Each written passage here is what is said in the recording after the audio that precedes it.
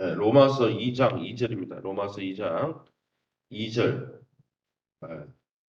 1절, 1절, 2절. 이렇게 자막에 로마서 2장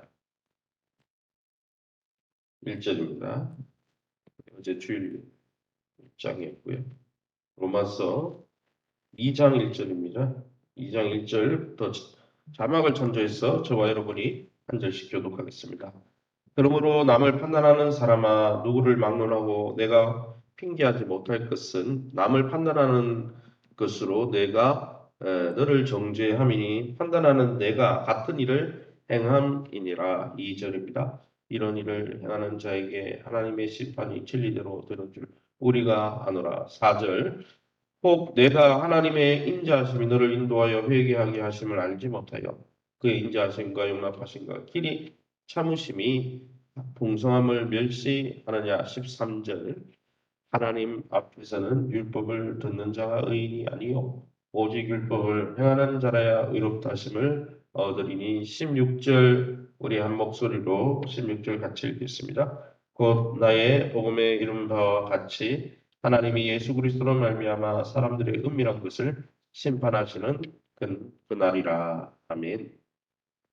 예, 오늘은 로마서 2장의 1절부터 16절 말씀 가지고 의롭고 하나님의 의롭고 공정한 심판이라는 제목으로 말씀을 함께 나누길 원합니다. 로마서 2장, 우리가 이제 민수기에서 로마서를 넘어왔는데 이신칭이라는 이 로마서의 내용을 살펴보길 원합니다. 오늘 특별히 2장 3간부의 내용은 불의한 자에게 임하는 하나님의 진노하심이 우리와는 상관이 없다. 하나님의 심판은 우리에게 없다. 이렇게 착각하고 있던 유대인들에게 하나님의 심판의 원리가 무엇인지, 그리고 그 심판의 원리에 따르면, 잘 안 나오는 심판의 원리에 따르면 자신들도 심판당할 수밖에 없다는 것을 오늘 본문을 통해서 우리가 알 수 있습니다. 그럼 오늘 본문을 통해서 우리가 믿고 의지하는 하나님은 어떤 분이십니까? 먼저 2장 2절입니다. 이런 일을 행하는 자에게 하나님의 심판이 진리대로 되는 줄 우리가 아노라.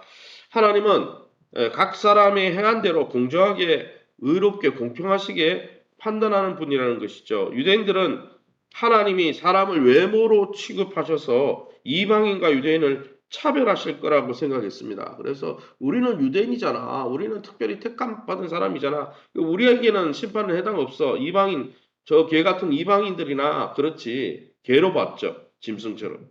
그러나 여러분 오늘 본문을 통해서 알 수 있는 것 하나는 하나님은 모든 사람을 차별 없이 심판하시고 공평하게 판단하시는 분이지 뭐 돈을 좀 줬다고 아는 사람이라고 봐주는 분이 아니죠. 이방인이든 유대인이든 여러분 악을 행하는 자에게는 환난과 공고를 주시고 선을 행하는 자에게는 영광과 존귀와 평강을 주신다고 5절과 6절 그리고 6절에서 11절까지 말씀이 쭉 나오고 있습니다. 그러기에 우리가 교회 등록 교인이라고 교회를 다니고 있다고 또 하나님을 위해서 무엇을 봉사하고 있다고 당연히 구원을 받을 수 있고 하나님은 우리를 편애하실 거다라고 착각하지 마시기 바랍니다. 제가 어제 말씀드린 대로 교회는 다니는데 하나님과 관계를 맺고 하나님을 주인으로 모시고 하나님의 통치에 순복하지 않고 하나님 나라 백성이기를 거부한다면 교회 다니는 것도 별로 의미가 없는 것이죠. 학습 세례도 마찬가지죠. 결혼 예식은 결혼 생활을 위해서 있는 거지 결혼 생활이 없는데 결혼 예식만 있다. 그 위장 결혼이라고 제가 말하지 않았습니까? 그러게 여러분 우리가 껍데기 가지고 신앙의 껍데기 가지고 몇 년을 다녔다. 몇 년을 봉사했다. 그거는 자랑거리가 아닌 거예요. 그거는 하나님 앞에 은혜가 감사해서 하는 거지 그거로 구원받는 게 아니죠. 계속해서 4절 말씀입니다. 혹 내가 하나님의 인자하심이 너를 인도하여 회개하게 하심을 알지 못하여 그의 인자하심과 용납하심과 길이 참으심이 풍성함을 멸시하느냐. 하나님은 인자하심과 용납하심이 길이 참으심이 풍성한 분이다. 그래서 오래 참으시는 분이라는 거죠. 유대인들은 하나님이 왜 요나처럼 그렇게 생각하죠. 유대인들은 하나님이 왜 이방인들을 심판하지 않냐? 왜 오래 참으시냐? 의아해했습니다. 요나가 그랬죠. 요나가 왜 자기를 니느웨로 원수 같은 니느웨로 보내라고 거부하고 반항했죠. 그래서 여러분 요나가 유대인을 대표하는 것이죠. 유대인의 심정을 대표하는 거죠. 구약에. 하나님은 사실 유대인을 향해서도 이방인에 대해서도 오래 참고 계시지만 엄밀하게 따지면 유대인을 향해서도 유대인도 범죄하고 하나님을 무시하고 예수 그리스도를 죽인 민족이잖아요. 그죠? 그들을 향해서도 여전히 오래 참고 계시다는 것입니다. 이처럼 하나님은 하나님의 심판을 즉각적으로 이렇게 하나님의 심판이 이루어지지 않는 것은 하나님이 즉각 심판하면 하나님 앞에서 구원받을 사람이 아무도 없다라는 것이죠. 없다라는 것이죠. 이처럼 하나님의 심판이 즉각적으로 이루어지지 않는 것은 사람들로 하여금 회개해서 구원을 얻게 하려고 기다리시는 거죠. 그래서 사절에 나오는 대로 왜 그의 인자하신가 영락하신가 참으심이 풍성을 멸시하느냐. 하나님이 이렇게 오래 참으면서 구원받기를 원해서 돌아오길 원하는데 너희는 왜 돌아오지 않느냐. 유대인들을 향해서 하는 말씀이죠. 사랑하는 성도 여러분, 저와 여러분은 어떻습니까? 예수 그리스도를 보내서 우리를 사랑하시는 그 사랑에 대해서 정말 진지하게 반응하고 있습니까?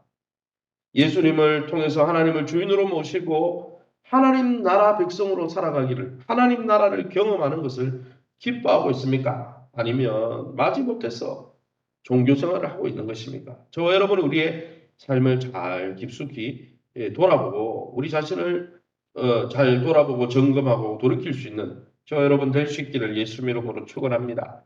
그럼 오늘 이 본문을 통해서 우리에게 주신 교훈이 무엇일까요? 1절 말씀이죠.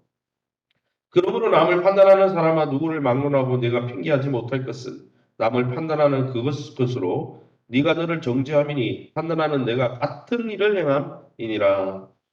유대인들은 이방인들이 부도덕하다 하나님의 심판을 받아야 된다. 그리고 자신의 잣대로 율법의 잣대죠.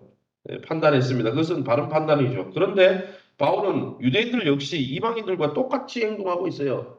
머리로는 율법을 알고 입술로는 주여 주여 하는데 실제 삶에서는 하나님의 통치를 거부하는 거죠. 무슨 말입니까? 결혼식을 했는데 결혼한 다음 날부터 별거하는 거예요.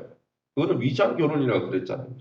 결혼을 왜 합니까? 왜 학습 세례를 받습니까? 하나님을 주인으로 모시고 이제는 하나님의 통치를 받는 세상 나라가 아니라 이제는 하나님 나라 백성으로 살겠다는 다짐 아닙니까? 그죠? 그런데 여러분, 유대인들은 껍데기로는 머리를 끄덕끄덕이었어요. 지적으로 동의했는지는 몰라요. 율법을 갖고 있기도 했죠. 대단했죠.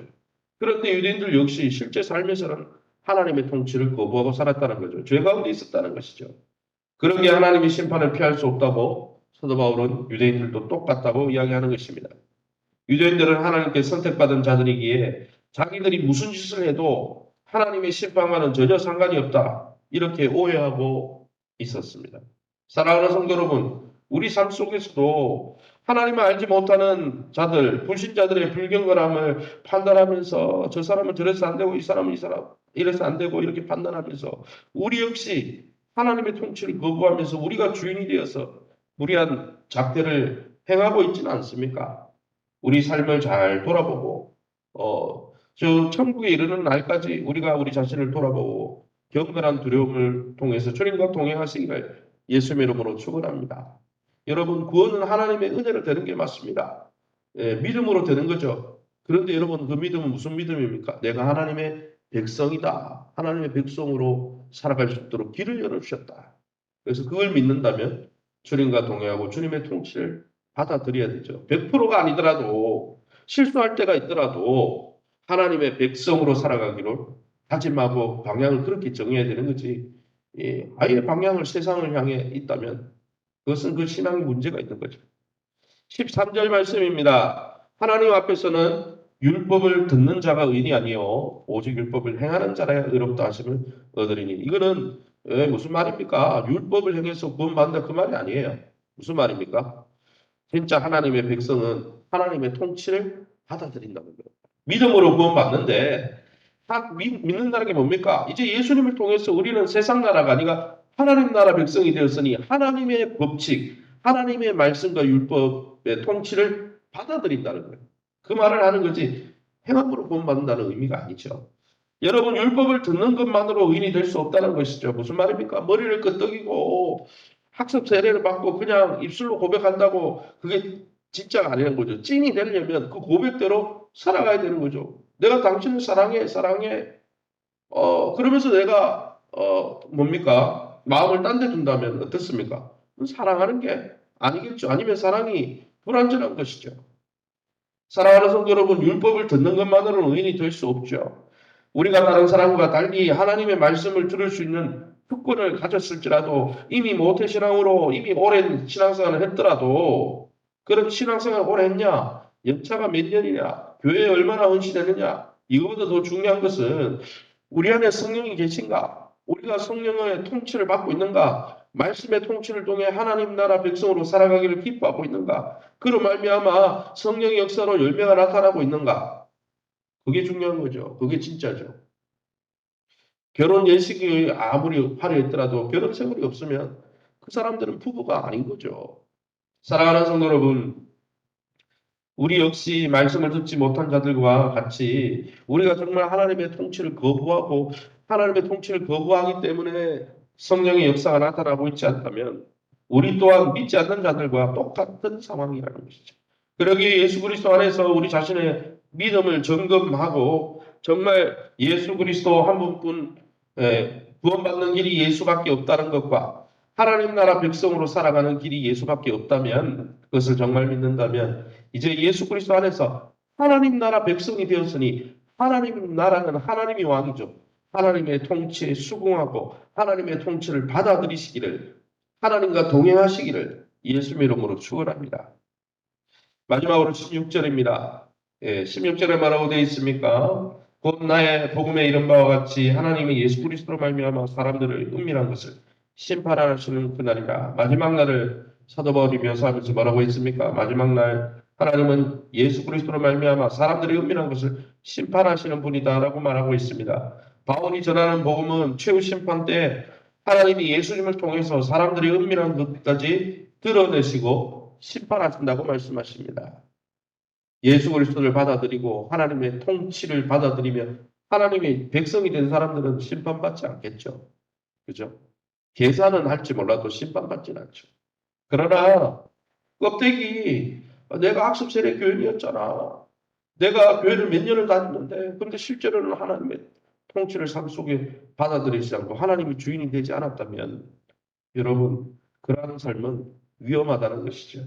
그러기에 우리에게 아직 생명이 있는 동안 우리 자신을 돌아보면서 우리가 이방인으로 우리가 이 땅에 나그네로 살아가는 동안 우리 자신을 날마다 점검하면서 우리가 열심히 살아서가 아니라 예수 그리스도의 그 십자가 보혈과 부활을 의지함으로 하나님의 백성이 되었다면 하나님의 백성이 된 것을 믿음으로 하나님의 백성답게 하나님의 통치를 받으며 하나님의 돌보심을 받는 하나님의 나라를 경험하는 매일매일 우리의 삶이 되시기를 예수의 이름으로 축원합니다.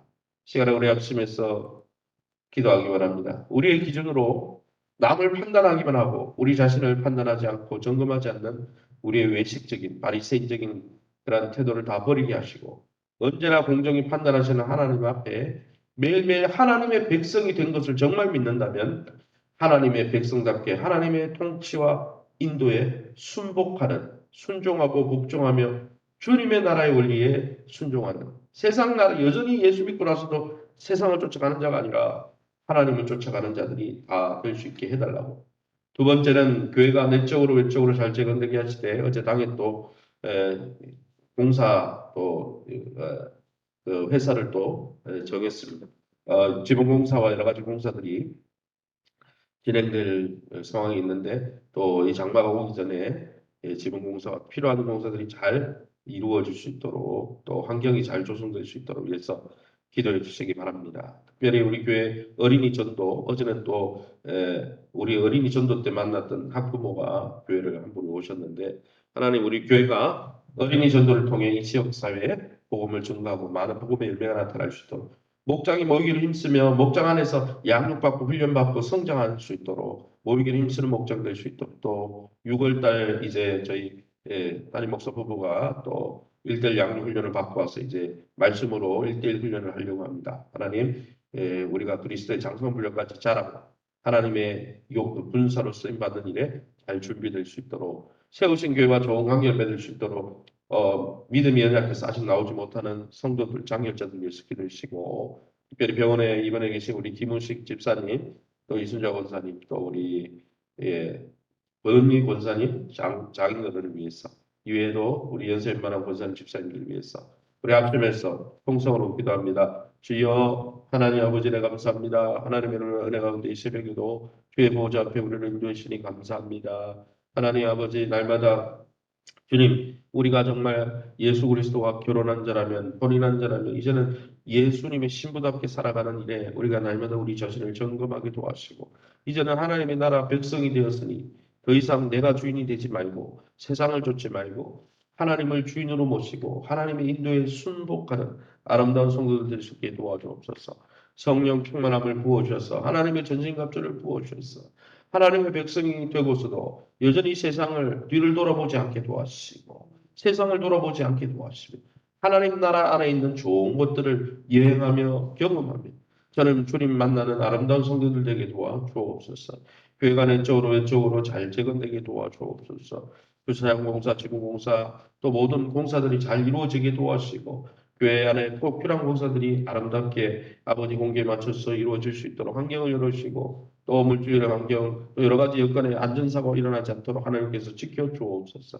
교회 어린이 전도, 또 하나님, 또 목장 양육을 통해, 또 앞으로 일대일 양육을 통해서 교회 일꾼을 세우고 제자를 삼고 하나님 나라를 이루어가는 아름다운 일들을 존귀하게 시험받는 우리 교회가 되어서 영적으로도 잘 재건될 수 있도록 축복해 주옵소서. 세우신 교회 안에 좋은 관계를 맺게 도와주시고 교회가 연약하고 부족한 부분이 있지만은 교회가 주님의 몸인 줄 알고 성경적인 바른 교회에 대한 바른 믿음을 가지고 주님이 통치하시는 이 교회를 믿음으로 바라보게 도와주시고 그 믿음 안에서 함께 자라가게 도와주옵소서. 건강을 하나님 베풀어 주옵소서. 우리 이순자 원사님, 김은숙 집사님, 또 우리 권은미 권사님 장인어른을 불쌍히 여기시고 간수치가 떨어지게 하시고 골절된 부위가 잘 아물게 도와주시고 시술한 부위가 잘 또 회복되어서 아버지와 뛰고 달릴 수 있게 도와주시고 우리 전성을 집사님 만져주셔서 또 하나님 아버지 2주 동안 하나님 또 예배 나오지 못하고 있는데 하나님께서 긍휼을 여기시고 강함을 주시고 치유하여 주시고 깨끗게 하여 주옵소서. 우리 박인수 권사님 외에 많은 환우들을 만져 주옵소서. 오늘 이 새벽에도 주의 보좌 앞에 나와 기도하는 우리 귀한 성도님들 약속의 말씀 붙들고 기도하다가 하나님의 선하신 인도를 받고 하나님의 나라 풍성한 하나님 나라를 경험하는 이 하루 되게 도와 주시옵소서. 모든 영광 하나님께 돌려드리며 예수 이름으로 기도합니다. 아멘. 하늘에 계신 우리 아버지여 이름이 거룩히 여김을 받으시오며 나라의 마옵시며 뜻이 하늘에서는 같이 땅에서도 이루어지이다. 오늘날 우리에게 일용할 양식을 주옵시고 우리가 우리에게 죄진 자를 사하여 준 것 같이 우리 죄를 사하여 주옵시고 우리를 시험에 들게 하지 마옵시고 다만 악에서 구하옵소서. 대개 나라와 권세 영광이 없으께 영원히 있사옵나이다.